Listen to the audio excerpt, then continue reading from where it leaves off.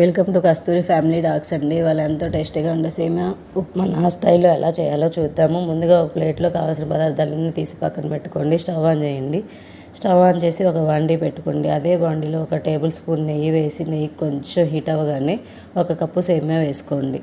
ఒక కప్పు సేమియా వేసుకొని సేమియాని గోల్డెన్ బ్రౌన్ కలర్ వచ్చే వరకు కొంచెం మీడియం ఫ్లేమ్లో పెట్టి వేయించుకోండి. వేయించుకున్న సేమియాని తీసి ఒక ప్లేట్లో పెట్టేసుకోండి. మరలా అదే బాండీ పెట్టుకొని అందులో ఒక స్పూన్ నూనె వేసుకోండి.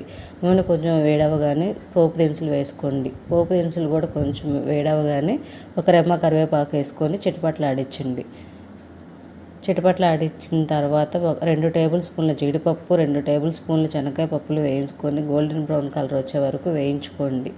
ఈలోపు కొత్తగా మా ఛానల్ ఎవరైనా చూస్తుంటే సబ్స్క్రైబ్ చేయండి. ఇవి గోల్డెన్ బ్రౌన్ కలర్ రాగానే ఉల్లిపాయలు మీడియం సైజు ఒకటి కట్ చేసి వేసేసుకోండి. అందులోనే ఒక పచ్చిమిర్చి కూడా వేసేసుకోండి. రుచికి సరిపడా ఉప్పు వేసేసుకొని బాగా కలుపుకోండి. ఇవన్నీ కొంచెం మగ్గగానే 1 కప్పు సేమియాకి 1.5 కప్పు వాటర్ సరిపోతాయండి. నేను ఇక్కడ 1 కప్పు సేమియా తీసుకున్నాను కాబట్టి 1.5 కప్పు వాటర్ యాడ్ చేశాను. వాటర్ కొంచెం బాయిల్ అయ్యి ఇలా పొంగు రావాలి, బాగా తెరలాలి. ఇప్పుడు మనం ముందుగా వేయించి పెట్టుకున్న సేమియాని కూడా అందులో యాడ్ చేయండి.